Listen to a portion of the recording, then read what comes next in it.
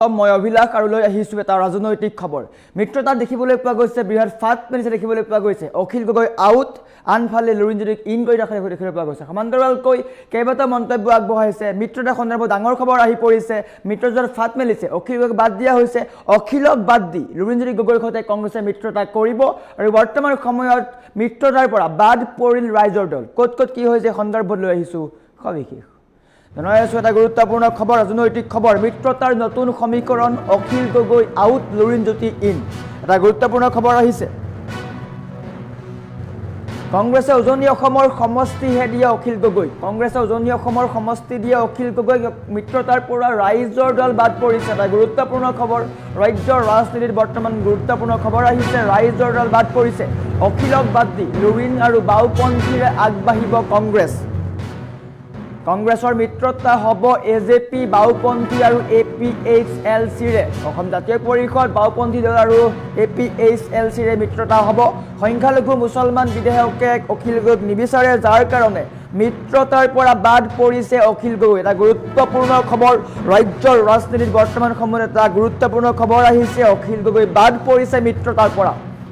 বিৰোধীৰ মিত্ৰতাত নতুন মূৰ দেখিবলৈ পোৱা গৈছে অখিল গগৈ আউট লুৰিণজ্যোতি ইন হোৱা দেখিবলৈ পোৱা গৈছে লুৰিণজ্যোতি গগৈক লৈ ডাঙৰ খবৰ আহিছে মিত্ৰতা সন্দৰ্ভত এক ডাঙৰ খবৰ আহি পৰিছে অসমৰ ৰাজনীতিক লৈ গুৰুত্বপূৰ্ণ খবৰ কংগ্ৰেছে কেৱল উজনিৰ অসমহে দিছে ৰাইজৰ দলক অখিল গগৈ বিচাৰিছে নামনিৰ কেইবাটাও সমষ্টি কিন্তু সেইকেইটা সমষ্টি দিয়া নাই কংগ্ৰেছে যাৰ কাৰণে ৰাইজৰ দল বাদ পৰিছে মিত্ৰতাৰ পৰা ৰাইজৰ দল বাদ পৰিছে আৰু এটা গুৰুত্বপূৰ্ণ খবৰ কেইবাটাও ডাঙৰ কথা আছে প্ৰথম কথা অখিল গগৈয়ে নামনি অসমৰ সংখ্যালঘু সমষ্টি বিচাৰিছিল কিন্তু সেইকেইটা সমষ্টি দিয়াত মান্তি হোৱা নাই কংগ্ৰেছ কিয়নো যদি সংখ্যালঘু সমষ্টি কংগ্ৰেছে এৰি দিয়ে তেন্তে কংগ্ৰেছৰ হাতৰ পৰা সেইসমূহ সমষ্টি বাদ পৰি যাব সেইকাৰণেই ৰাইজৰ দলক সেইসমূহ সমষ্টি দিয়া নাই আনফালে যদি চাবলৈ যাওঁ অখিল গগৈয়ে স্পষ্টকৈ কৈছে আমাক 14খন আসন লাগিব 14খন আসনৰ ভিতৰত আমি 2খনত কম্প্ৰমাইজ 2 বা 3খনত কম্প্ৰমাইজ কৰিবলৈ প্ৰস্তুত আছোঁ কিন্তু আমাক 12খন নিজৰ পছন্দৰ আসন লাগিব কিন্তু বৰ্তমান সময়ত মাত্ৰ 4খন আসনহে ৰাইজৰ দলে নিজৰ পছন্দৰ মতে লাভ কৰিছে যি ক্ষেত্ৰত অসন্তুষ্ট হৈছে অখিল গগৈ বাৰে বাৰে অখিল গগৈ কৈ আছে মিত্ৰতাত আহক আমাৰ লগত আলোচনা কৰক আমাক 14খন আসন আমি বিচাৰিছোঁ 14খন আসনৰ 3খন আসন আমি কম্প্ৰমাইজ কৰিম 3খন আসন আমাক নালাগে 11 বা 12খন হ'লেও হ'ব কিন্তু 11 বা 12খন যিখন আমাক আসন দিব সেইকেইখন আমাৰ পছন্দৰ হ'ব লাগিব কিন্তু এতিয়া মাত্ৰ 4খনহে অখিল গগৈ পছন্দৰ মতে লাভ কৰিছে আৰু বৰ্তমান সময়ত বাদ পৰিছে অখিল গগৈ বৰ্তমান সময়ত এই পৰিপ্ৰেক্ষিতত অখিল গগৈ বাদ পৰিছে মিত্ৰতাৰ পৰা তাৰ বিপৰীতে লুৰিণজ্যোতি গগৈ বাওপন্থী দল টিএমচিকে ধৰি কেইবাটাও দলৰ সৈতে মিত্ৰতা কৰিব আৰু সেইসমূহক লৈও আউট লাগিছে লুৰিণজ্যোতি গগৈয়ে বিচাৰিছে উজনিৰ কেইবাটাও সমষ্টি কিন্তু নিশ্চয়কৈ এটা সমষ্টিতহে ভালকৈ প্ৰতিদ্বন্দ্বিতা কৰিব পাৰিব লুৰিণজ্যোতি গগৈয়ে সেই সমষ্টিটো হৈছে খোৱাং সেই সমষ্টিৰ বাহিৰে বাকী কোনো সমষ্টিত অসম জাতীয় পৰিষদৰ ভেটি দেখিবলৈ পোৱা নাই নিশ্চয়কৈ পৰাস্ত হ'ব কিন্তু এটা সমষ্টিহে লাভ কৰিব সেইটো স্পষ্ট হৈ পৰিছে খোৱাং সমষ্টি লাভ কৰিব অখিল গগৈয়ে বিচাৰিছিল কেইবাটাও সমষ্টি কিন্তু সেই সমষ্টিকেইটা দিয়া নাই কংগ্ৰেছে কিয়নো যদি মাইনৰিটি সমষ্টিকেইটা অখিল গগৈক দি দিয়া হয় তেন্তে কংগ্ৰেছৰ ভেটি উচন হৈ পৰিব বৰ্তমান সময়ত যি উচ্ছেদ হৈছিলে গোৱালপাৰাত যি উচ্ছেদ হৈছিলে তাত কিন্তু কংগ্ৰেছক দেখিবলৈ পোৱা নগৈছিলে যাৰ কাৰণে মুছলমান ৰাইজ অসন্তুষ্ট হৈ আছে আনহাতে ৰাইজৰ দলে কিন্তু তাত গৈ নিৰ্বাচনী প্ৰচাৰ চলাইছিলে সংখ্যালঘুৰ মাজত আছিলে আৰু বৰ্তমান সময়ত সেইসমূহ সমষ্টিত ৰাইজৰ দলৰ কিছু ভেটি শক্তিশালী হোৱা দেখিবলৈ পোৱা গৈছে কিন্তু কংগ্ৰেছে সেইসমূহ সমষ্টি নিদিয়ে কিয়নো সংখ্যালঘু সমষ্টি যদি কংগ্ৰেছে নিজৰ হাতৰ পৰা এৰি দিয়ে তেন্তে নিশ্চয়কৈ একেবাৰে সংখ্যালঘু সমষ্টি কংগ্ৰেছৰ হাতৰ পৰা গুচি যাব দেখিবলৈ পাইছোঁ চেয়াৰমেন আলীকে ধৰি আব্দুল ৰছিদ মণ্ডল কেইবাগৰাকীও বিধায়কে ৰাইজৰ দলত যোগদান কৰিছে আৰু বৰ্তমান সময়ত মাইনৰিটি যিসমূহ সমষ্টি আছে সেইসমূহ সমষ্টিত কংগ্ৰেছৰ ভেটি উচন হোৱাৰ দিশে আনহাতে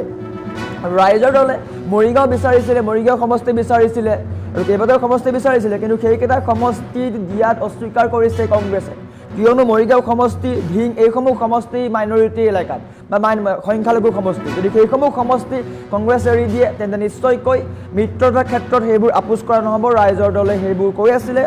অসম জাতীয় পৰিষদে কৈ আছিলে কিন্তু মূল কথাটো হৈছে ৰাইজৰ দল বাদ পৰিছে বৰ্তমানৰ পৰিপ্ৰেক্ষিতত বা বৰ্তমানৰ পৰিস্থিতি সন্দৰ্ভত যদি আমি চাবলৈ যাওঁ ৰাইজৰ দল বাদ পৰিছে বাওঁপন্থী দল APHLC আৰু উপৰিও অসম জাতীয় পৰিষদৰ সৈতে মিত্ৰতা হ'ব, কিন্তু অসম জাতীয় পৰিষদক মাত্ৰ 2টা বা 3টা চিটহে দিব, আকৌ উজনি অসমৰ সেইকেইটা চিট যিকেইটা সমষ্টিত বিজেপিৰ শক্তিশালী ইতিমধ্যে হৈ আছে। যিকেইটা সমষ্টিত অসম জাতীয় পৰিষদক দিব সেইকেইটা সমষ্টি বিজেপিৰ শক্তি বৰ্তমানো দৃঢ় হৈ দেখিবলৈ পোৱা গৈছে। যদি অসম জাতীয় পৰিষদে তাত প্ৰতিদ্বন্দ্বিতা কৰে নিশ্চয়কৈ পৰাস্ত হ'ব। এটা চিটতহে বা এটা সমষ্টিতহে অসম জাতীয় পৰিষদে ভালকৈ প্ৰতিদ্বন্দ্বিতা কৰিব পাৰিব, সেই সমষ্টিটো হৈছে খোৱাং। আনহাতে যদি চাবলৈ যাওঁ তেওঁলোকে লাগি আছে কোনকেইটা সমষ্টিত। বিজেপিয়ে স্পষ্টকৈ কৈছে আমি 103টা সমষ্টিত প্ৰতিদ্বন্দ্বিতা আগবঢ়াম, আমাক সংখ্যালঘু সমষ্টিৰ প্ৰয়োজন নাই। কিন্তু বিজেপি বাদ দিয়ক, মিত্ৰজোঁটৰ মাজতেই আউট লাগিছে, সংখ্যালঘু সমষ্টিত নিজৰ মাজতেই কণ্ডল লাগিছে, খুৰা কামোৰা লাগি আছে। তেওঁলোকে আসন এৰি নিদিয়ে, কংগ্ৰেছে সংখ্যালঘু আসন নিদিয়ে, কিয়নো ৰকিবুল হুছেইনৰ মতে কংগ্ৰেছ দলটো চলে বুলি ইতিমধ্যে স্পষ্ট হৈ গৈছে। আৰু সেইকাৰণেই হয়তো ৰাইজৰ দলৰ অখিল গগৈক বাদ দিয়া হৈছে,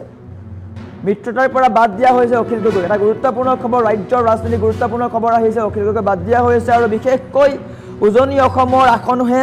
অখিল গগৈক দিব। নামনি অসমৰ কেইবাখনো আসন কিন্তু অখিল গগৈ বিচাৰিছিলে। অখিল গগৈৰ যি দল আছে ৰাইজৰ দলত চেয়াৰমেন আলী আব্দুৰ ৰছিদ মণ্ডলে যোগদান কৰিছে, আৰু যদি তেওঁলোকে প্ৰতিদ্বন্দ্বিতা আগবঢ়াই নিশ্চয়কৈ জয়লাভ কৰিব আৰু সংখ্যালঘু সমষ্টিতে তেওঁলোকে প্ৰতিদ্বন্দ্বিতা আগবঢ়াব। যদি সঁচাকৈয়ে মিত্ৰতাৰ ক্ষেত্ৰত তেওঁলোকে চাবলৈ যায়, কংগ্ৰেছে যদি মিত্ৰতাত অখিল গগৈক বা ৰাইজৰ দলৰ সংখ্যালঘু সমষ্টি এৰি দিয়ে তেন্তে নিশ্চয়কৈ সেইকেইটা সমষ্টি কংগ্ৰেছৰ হাতৰ পৰা গুচি যাব, যাৰ পৰিপ্ৰেক্ষিতত কংগ্ৰেছৰ ভেটি উচল হৈ পৰিব। সেইকাৰণেই ৰাইজৰ দলক সংখ্যালঘু সমষ্টি নিদিয়ে, দিব কেৱল উজনি অসমৰ কেইবাটাও সমষ্টি দিয়াৰ কথা উল্লেখ কৰিছে। কিন্তু অখিল গগৈয়ে কৈছে আমাক 14টা সমষ্টি লাগিব, 14টা সমষ্টিৰ ভিতৰত আমি 3টা মানত কম্প্ৰমাইজ কৰিম, 3টা তেওঁলোকে আঁতৰাই নিলেও নিব পাৰিব, কিন্তু আমাক 12 বা 11খন আসন লাগিব। যদি সেইকেইটা সমষ্টি দিয়ে তেন্তে আমি মিত্ৰতা কৰিম, অন্যথা মিত্ৰতা নকৰা নহ'ব। আৰু সেয়া দেখিবলৈ পোৱা গৈছে কংগ্ৰেছে সংখ্যালঘু যিসমূহ আসন সেইসমূহ ন্যায় দিয়া। আৰু যিহেতু নিৰ্বাচন চমু চাপি আহিছে, বিধানসভা নিৰ্বাচন চমু চাপি আহিছে, তৎপৰ হৈছে সকলো, কিন্তু অসমৰ ৰাজনীতিত নাটকীয় মূৰ দেখা গৈছে, ব্যাপক নাটক হৈছে, চূড়ান্ত নাটক হৈছে। কংগ্ৰেছে নেতৃত্বাধীন বিৰোধী ঐক্যত এতিয়া ফাট মেলা দেখিবলৈ পোৱা গৈছে। দীৰ্ঘদিনৰ চৰ্চাৰ অন্ত পেলাই মিত্ৰজোঁটৰ পৰা ৰাইজৰ দল প্ৰায় বাদ পৰাটো নিশ্চিত হৈ পৰিছে। ৰাইজৰ দল মিত্ৰতাৰ পৰা বাদ পৰাটো নিশ্চিত হৈ পৰিছে। ইয়াৰ বিপৰীতে অসম জাতীয় পৰিষদ এতিয়া কংগ্ৰেছৰ ঘনিষ্ঠ হৈ পৰিছে, কিছু ঘনিষ্ঠ হৈছে, অলপ ঘনিষ্ঠ হৈছে অসম জাতীয় পৰিষদ। কংগ্ৰেছৰ কেইবাগৰাকীও সংখ্যালঘু মুছলমান বিধায়কে অখিল গগৈৰ সৈতে মিত্ৰতা কৰাটো নিবিচাৰে। মূল কথাটো তাত, সংখ্যালঘু বিধায়কসকলে অখিল গগৈৰ সৈতে মিত্ৰতা হোৱাটো নিবিচাৰে, সেইকাৰণে বাদ দিয়া হৈছে অখিল গগৈক। অখিল গগৈৰ কিছুমান স্থিতি আৰু উগ্ৰ জাতীয়তাবাদী ভাৱধাৰাই সংখ্যালঘু ভোট বেংকত প্ৰভাৱ পেলাব পাৰে বুলি কংগ্ৰেছে আশংকা প্ৰকাশ কৰিছে। অখিল গগৈৰ কিছুমান স্থিতি বা উগ্ৰ জাতীয়তাবাদী ভাৱধাৰাই সংখ্যালঘু ভোট বেংকত প্ৰভাৱ পেলাব পাৰে বুলি আশংকা প্ৰকাশ কৰিছে, কিন্তু সেই কথা নহয়। মূল কথাটো হৈছে কংগ্ৰেছৰ হাতত বৰ্তমান সময়ত সংখ্যালঘু আসন আছে। যদি ৰাইজৰ দলে সেইকেইটা সমষ্টিত প্ৰতিদ্বন্দ্বিতা আগবঢ়ায় নিশ্চয়কৈ ৰাইজৰ দলৰ জয় নিশ্চিত হৈ পৰিব, কিয়নো উচ্ছেদৰ সময়ত কিন্তু ৰাইজৰ দল সংখ্যালঘুৰ ওচৰত আছিলে, কংগ্ৰেছ তালৈ যোৱা নাছিলে। সেইকাৰণে বৰ্তমান সময়ত সংখ্যালঘু ৰাইজৰ মাজত কংগ্ৰেছৰ প্ৰতি ক্ষোভ আছে আৰু সেই সুবিধা উঠাব পাৰে ৰাইজৰ দলে। সেইকাৰণেই বিধায়কক অনা হৈছে ৰাইজৰ দললৈ, চেয়াৰমেন আলী আব্দুৰ ৰছিদ মণ্ডলক অনা হৈছে ৰাইজৰ দললৈ। বৰ্তমান সময়ত এটা বিশেষ খবৰ আহি পৰিছে, ৰাইজৰ দলে বিচাৰিছে 14খন আসন। 14খন আসনৰ ভিতৰত তেওঁলোকে কৈছে আমাক 2-3খন কম্প্ৰমাইজ কৰিম, আমাক নিদিলেও আপত্তি নাই, কেৱল মিত্ৰতা হ'ব লাগে, কিন্তু 11 বা 12খন আসন আমাক লাগিব। যদি সেইকেইখন আসন আমি নাপাওঁ তেন্তে মিত্ৰতা নহ'ব। কিন্তু কংগ্ৰেছেও তেওঁলোকক কৈছে কেৱল উজনিৰ আসনহে দিছে, সংখ্যালঘু আসন দিয়া নাই। তেওঁলোকে কৈছে উজনিত আপোনালোকে প্ৰতিদ্বন্দ্বিতা কৰক, আমাৰ ওচৰত সংখ্যালঘু আসন আছে, আমি সংখ্যালঘু আসনত নিজৰ প্ৰাৰ্থী আগবঢ়াম। এতিয়া প্ৰশ্নটো হৈছে অখিল গগৈক সঁচাকৈয়ে সংখ্যালঘু সমষ্টিত দিয়া নহ'ব নেকি? যদি সঁচাকৈ মিত্ৰতাৰ পৰা বাদ পৰে তেন্তে নিশ্চয়কৈ অকলেই প্ৰতিদ্বন্দ্বিতা কৰিব অখিল গগৈয়ে। দুগৰাকীকৈ বিধায়ক আছে আৰু সেই দুগৰাকী বিধায়কক লৈও ডাঙৰ প্ৰশ্ন উত্থাপন হ'ব পাৰে। এটা গুৰুত্বপূৰ্ণ খবৰ, বিশেষকৈ বিৰোধী মিত্ৰতাত ফাট মেলা দেখিবলৈ পোৱা গৈছে। লুৰিণজ্যোতি গগৈয়েও কেইবাটাও সমষ্টিৰ দাবী উত্থাপন কৰিছিলে, মৰিগাঁও পৰা আৰম্ভ কৰি নাওবৈচা কেইবাটাও সমষ্টিত তেওঁ কৈছিলে লাগে বুলি আসন, কিন্তু সেইকেইটা সমষ্টিও দিয়া নাই। উজনি অসমৰ 2 বা 3টা সমষ্টি তেওঁক দিব, কিন্তু মূল সমষ্টি হ'ব খোৱাং।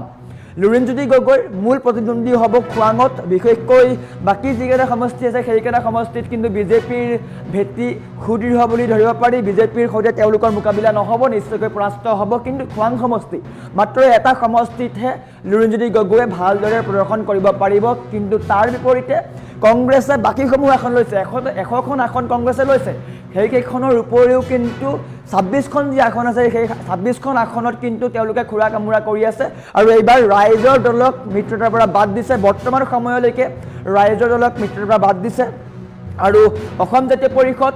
বাওপন্থী আৰু কাৰ্বি আংলঙৰ যি দল আছে APHLC যি দল আছে সেই দলটোৰ সৈতে প্ৰতিদ্বন্দ্বিতা কৰিব APHLC যিহেতু এটা নতুন দল তেওঁলোকক এখন বা দুখন আসন দিলে সন্তুষ্ট হ'ব আনহাতে TMC বা কমিউনিষ্ট পাৰ্টি মনোৰঞ্জন তালুকদাৰৰ যি পাৰ্টি আছে তেওঁকো এখন আসনতে সন্তুষ্ট হ'ব আৰু লুৰিণজ্যোতি গগৈকো খুব বেছি দুখন বা তিনিখন আসন দিব বাকী সমষ্টিসমূহ কংগ্ৰেছে ল'ব আৰু অখিল গগৈ সংখ্যালঘু সমষ্টি বিচৰাৰ কাৰণে তেওঁক বাদ দিয়া হৈছে সংখ্যালঘু বিধায়কে অখিল গগৈ বিচৰা নাই কংগ্ৰেছৰ যিসমূহ বিধায়ক আছে সংখ্যালঘু তেওঁলোকে অখিল গগৈ বিচৰা নাই যাৰ কাৰণে তেওঁলোকক বাদ দিয়া হৈছে আৰু মূল কথাটো হৈছে এই যি APHLC ইংদি কাথাৰ তেওঁৰ সৈতে মিত্ৰতা হ'ব ইংদি কাথাৰৰ সৈতে মিত্ৰতা হ'ব যিহেতু এটা নতুন দল কাৰ্বি আংলঙৰ এটা নতুন দল সেই দলটোক খুব বেছি এখন আসন দিলে সন্তুষ্ট হৈ পৰিব সেইকাৰণে কংগ্ৰেছে তেওঁক লগত লৈছে আনহাতে অসম জাতীয় পৰিষদে 2 বা 3খন আসন বিচাৰিছিলে কিন্তু সেই 2 বা 3খন আসনৰ বিপৰীতে তেওঁলোকক উজনিৰ আসন দিছে মৰিগাঁও বিচাৰিছিলে মৰিগাঁও সমষ্টি নিদিলে কিয়নো মৰিগাঁও সমষ্টিৰ প্ৰায়সমূহ এলেকা হৈছে সংখ্যালঘু এলেকা আৰু তাত কংগ্ৰেছৰ ভেটি নিশ্চয়কৈ আছে সংখ্যালঘু ভোটাৰ তাত আছে আৰু সেই কাৰণে হয়তো অসম জাতীয় পৰিষদে হয়তো যদি ভৱিষ্যতত অসম জাতীয় পৰিষদত জয়ী হয় তেন্তে সংখ্যালঘু ভোটাৰসকল অসম জাতীয় পৰিষদলৈ ধাৱমান হ'ব সেই কাৰণে কংগ্ৰেছ চিন্তিত হৈছে যাৰ কাৰণে সেইসমূহ সমষ্টি দিয়া নাই আৰু কংগ্ৰেছে বৰ্তমান সময়ত ৰাইজৰ দলক আউট কৰিছে অখিল গগৈক আউট কৰা দেখিবলৈ পোৱা গৈছে আৰু বৃহৎ ভোট বেংকৰ অংক হৈছে কংগ্ৰেছৰ ভয় সংখ্যালঘুৰ দুৰ্গ হেৰুৱাৰ ভয় বিশেষকৈ সংখ্যালঘু সমষ্টিৰ যিসমূহ দুৰ্গ আছে সেইসমূহ সমষ্টি হেৰুৱাৰ ভয়ে এতিয়া ৰাইজে দলক বাদ দিছে কংগ্ৰেছে কৈছে আমাক নালাগে অখিল গগৈ নিজৰ মতে খেলক আমাৰ প্ৰয়োজন নাই বুলি উল্লেখ কৰিছে অখিল গগৈ কিন্তু নিজৰ স্থিতিত অটল আছে তেওঁ বাৰে বাৰে কৈ আছে আমি 14খন আসন বিচাৰিছিলোঁ আমি তাতো 3খনত কম্প্ৰমাইজ কৰিছোঁ কিন্তু তেওঁলোকে মিত্ৰতা কৰক কিন্তু কংগ্ৰেছে নিজৰ মাজতে খোৱা কামোৰা কংগ্ৰেছৰ যিসকল সংখ্যালঘু বিধায়ক আছে তেওঁলোকে অখিল গগৈক নিবিচাৰে গতিকে সেইকাৰণে অখিল গগৈ বাদ দিয়া হৈছে অখিল গগৈৰ মাইনৰিটি কাৰ্ড আৰু কংগ্ৰেছৰ অংকৰ এতিয়া বৃহৎ ফাট দেখিবলৈ পোৱা গৈছে বিৰোধী মিত্ৰজোঁটত ফাট নে নতুন কৌশল সেইটো এটা প্ৰশ্ন উত্থাপন হৈছে কিয়নো দেখিবলৈ পাইছোঁ কি ধৰণে সংখ্যালঘু এলেকাত কংগ্ৰেছে নিজৰ ভেটি ভাঙিবলৈ সক্ষম হৈছে কংগ্ৰেছে নিজৰ ভেটি বৰ্তমান সংখ্যালঘু এলেকাত নাই বুলি ক'ব পাৰি সংখ্যালঘু লোকসকলে কিন্তু কংগ্ৰেছক বৰ্তমান সময়ত বেয়া পায় ৰাইজৰ দলৰ ফালে ধাৱমান হৈছে তাৰ ফলত চিন্তাত পৰিছে কংগ্ৰেছ দল বিশেষকৈ ৰকিবুল হুছেইন চিন্তাত পৰিছে অসমৰ আগন্তুক বিধানসভা নিৰ্বাচনৰ পূৰ্বে বিৰোধী ঐক্যৰ এতিয়া জটিল পৰিস্থিতিয়ে বিৰাজ কৰিছে বিশেষকৈ ৰাইজৰ দল আৰু কংগ্ৰেছৰ মাজত আসনৰ বুজাবুজিক লৈ এতিয়া বৃহৎ প্ৰত্যাহ্বান হৈ পৰিছে এই সংঘাতৰ মূল কাৰণটোৱে হৈছে উজনি বনাম নামনি অসমৰ সমষ্টিৰ দাবী আৰু সংখ্যালঘু ভোট বেংকৰ আধিপত্য তেওঁলোকৰ মূল ইছ্যুটো হৈছে সংখ্যালঘু অবিহনে এই আটাইকেইটা দল জয়ী হ'ব নোৱাৰে যাৰ কাৰণে তেওঁলোকে নিজৰ মাজতে খোৱা কামত লাগিছে সাধাৰণতে অখিল গগৈৰ শক্তিক উজনি অসমতে সীমাবদ্ধ বুলি ধৰা হৈছিল কিন্তু শেহতীয়া পৰিৱৰ্তনে কংগ্ৰেছৰ বুকুত কঁপনি তুলিছে ৰাইজৰ দলত শ্বেৰমান আলী আৰু আব্দুৰ ৰছিদ মণ্ডলৰ দৰে সংখ্যালঘু নেতাৰ যোগদানে দলটোক নামনি অসমত এক নতুন মাত্ৰা দিছে ৰাইজৰ দলক নামনি অসমত এক নতুন মাত্ৰা দিয়া দেখিবলৈ পোৱা গৈছে অখিল গগৈয়ে বিশ্বাস কৰে যে যদি এই নেতাসকলক নামনিৰ পৰা প্ৰক্ষেপ কৰা হয় তেন্তে ৰাইজৰ দলে সহজে জয়লাভ কৰিব সেই উদ্দেশ্যেৰে তেওঁ নাওবৈচা ধিং ধুবুৰীৰ দৰে কেইবাটাও গুৰুত্বপূৰ্ণ সমষ্টি দাবী কৰিছিল কিন্তু সেইকেইটা সমষ্টি নিদিলে কংগ্ৰেছে নামনি অসমৰ ধুবুৰী নাওবৈচা ধিং এইকেইটা সমষ্টি তেওঁ বিচাৰিছিল কিন্তু কংগ্ৰেছে সেইকেইটা সমষ্টি নিদিলে তাৰ বিপৰীতে উজনি অসমৰ আসনসমূহে দিব কংগ্ৰেছে এতিয়া কংগ্ৰেছে বুজি পাইছে যদিহে তেওঁলোকে অখিল গগৈক নামনিৰ বা সংখ্যালঘু অধ্যুষিত আসন এৰি দিয়ে তেন্তে কংগ্ৰেছৰ যি পুৰণি আৰু শক্তিশালী ভোট বেংক সম্পূৰ্ণৰূপে ৰাইজৰ দলৰ দখললৈ যাব এইটো নিশ্চিতকৈ এটা চাবলগীয়া কথা যদি সঁচাকৈ ৰাইজৰ দলে নিজৰ ভেটি শক্তিশালী কৰিছে সংখ্যালঘু এলেকাত তাৰ ফলত চিন্তাত পৰিছে কংগ্ৰেছ যদি ৰাইজৰ দলক সেইসমূহ আসন দিয়া হয় তেন্তে নিশ্চয়কৈ কংগ্ৰেছৰ ভেটি খহি পৰিব আৰু সেয়া সম্পূৰ্ণৰূপে দেখিবলৈ পোৱা গৈছে শেহতীয়াকৈ শ্বেৰমান আলী আব্দুৰ ৰছিদ মণ্ডলৰ দৰে সংখ্যালঘু নেতাৰ কংগ্ৰেছ ত্যাগে এই বিষয়ে সূচাইছে কংগ্ৰেছে কৌশলেৰে ৰাইজৰ দলক কেৱল উজনি অসমৰ এটা বা দুটা সমষ্টিতে আবদ্ধ কৰিব বিচাৰিছে যাতে তেওঁলোকৰ নামনিৰ সাম্ৰাজ্য অক্ষত থাকে। কংগ্ৰেছৰ ভিতৰ চোৰাত থকা সংখ্যালঘু মুছলমান বিধায়কসকলে অখিল গগৈক মিত্ৰজোঁটত লোৱাটো মুঠেও বিচৰা নাই। ইয়াৰ কাৰণ হৈছে অখিল গগৈয়ে বিভিন্ন সময়ত জ্যেষ্ঠ নেতা ৰকিবুল হুছেইনক কৰা তীব্ৰ সমালোচনা। অখিল গগৈৰ উপস্থিতিয়ে কংগ্ৰেছৰ ভিতৰত বিভাজন সৃষ্টি কৰাৰ সম্ভাৱনা থকাৰ বাবে এতিয়া কংগ্ৰেছ হাইকমাণ্ড চিন্তিত হৈ পৰা দেখিবলৈ পোৱা গৈছে। অখিল গগৈ এতিয়াও নিজৰ দাবীত অটল। অখিল গগৈ স্পষ্টকৈ কৈছে 15টা সমষ্টিৰ ভিতৰত আমাক 12টা লাগিব, বাকী 3টাত আমি কম্প্ৰমাইজ কৰিম। 15টা চিট তেওঁ বিচাৰিছে, বাকী 3টাত তেওঁ কম্প্ৰমাইজ কৰিব। 12খন আসন দিলেও আমি সন্তুষ্ট বুলি উল্লেখ কৰিছে। কেৱল উজনিৰ আসন লৈ তেওঁ সন্তুষ্ট নহয়, আমাক কেৱল উজনি নহয় উজনিতো লাগিব, কিন্তু তাৰ সমান্তৰালকৈ নামনি অসমতো লাগিব। সমান সমান হ'ব লাগিব, কিন্তু কংগ্ৰেছে সমানে সমানে দিয়া নাই। উজনিৰ ফালে বেছিকৈ দিছে, নামনিৰ ফালে দিবলৈ মন কৰা নাই, যাৰ ফলত এইবাৰ বাদ পৰিছে ৰাইজৰ দল। আনহাতে লুৰিণজ্যোতি গগৈৰ যি অসম জাতীয় পৰিষদ আছে সেই তাৰো একেই অৱস্থা। লুৰিণজ্যোতি গগৈয়ে বিনাকান্দি আৰু মৰিগাঁও সমষ্টি বিচাৰিছিল, কিন্তু যিহেতু সেইসমূহ সংখ্যালঘু সমষ্টি কংগ্ৰেছে তাত চিট দিবলৈ অমান্তি হৈছে। লুৰিণজ্যোতি গগৈ বিনাকান্দি আৰু মৰিগাঁও সমষ্টি বিচাৰিছিল, আলোচনাত সেয়া আলোচনা কৰা হৈছিল, কিন্তু সেইকেইটা সমষ্টি যিহেতু সংখ্যালঘু সমষ্টি, সংখ্যালঘু অধ্যুষিত এলেকা, সেইসমূহ সমষ্টি কংগ্ৰেছে এৰি দিব বিচৰা নাই, যাৰ কাৰণে কংগ্ৰেছে সেইসমূহ চিট এৰি দিবলৈ মান্তি হোৱা নাই।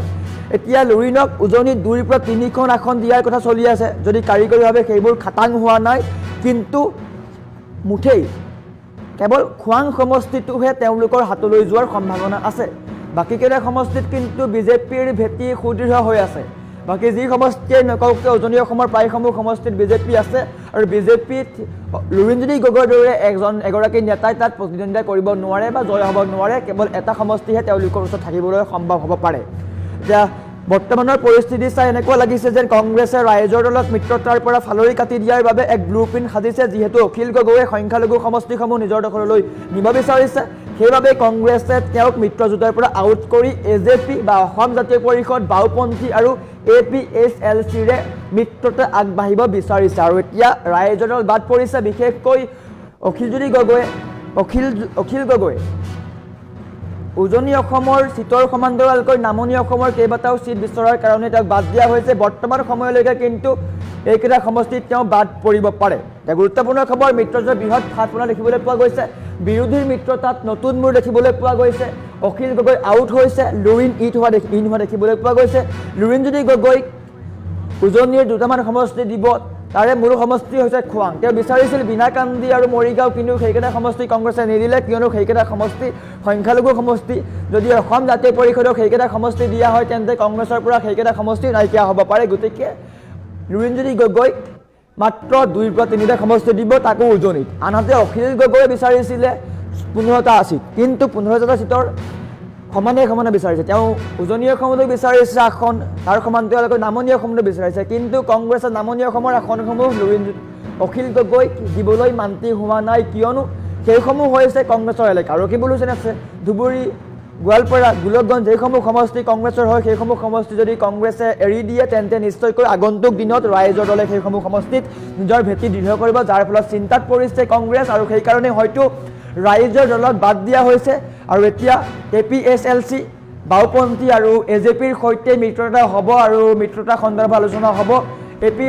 APSLCক দিব 1খন বা 2খন আসন, যিহেতু এটা নতুন পাৰ্টি, তেওঁলোকে মান্তি হ'ব। আনহাতে মনোৰঞ্জন তালুকদাৰৰ যি পাৰ্টি আছে, সেই পাৰ্টিটোৱেও 1খন আসনতে সন্তুষ্ট হ'ব, আৰু লুৰিণজ্যোতি গগৈক মাত্ৰ 2ৰ পৰা 1খন বা 2খন আসন দিব পাৰে, বেছি আসন দিয়াৰ সম্ভাৱনা নাই। আৰু বাকীকেইখন আসনত কংগ্ৰেছে প্ৰতিদ্বন্দ্বিতা কৰিব। আৰু ৰাইজৰ দলক এতিয়া প্ৰশ্নবোধক চিন আহিছে, সঁচাকৈ মিত্ৰতা হ'ব নে নহয়, কি হ'ব তেওঁলোকৰ আলোচনা। আজি স্ক্ৰিনিং কমিটিৰ বৈঠক আছে কংগ্ৰেছৰ, তাত কি আলোচনা হ'ব সেয়া লক্ষণীয় হৈ পৰিব। কিন্তু বৰ্তমান সময়ত মিত্ৰতাৰ সন্দৰ্ভত কিন্তু এতিয়াও স্থিতি থিৰাং হোৱা নাই, আউল লাগি আছে, নিৰ্বাচন চমু চাপি আহিছে, কিন্তু বৰ্তমান পৰ্যন্ত মিত্ৰতাৰ কথা থিৰাং হোৱা নাই।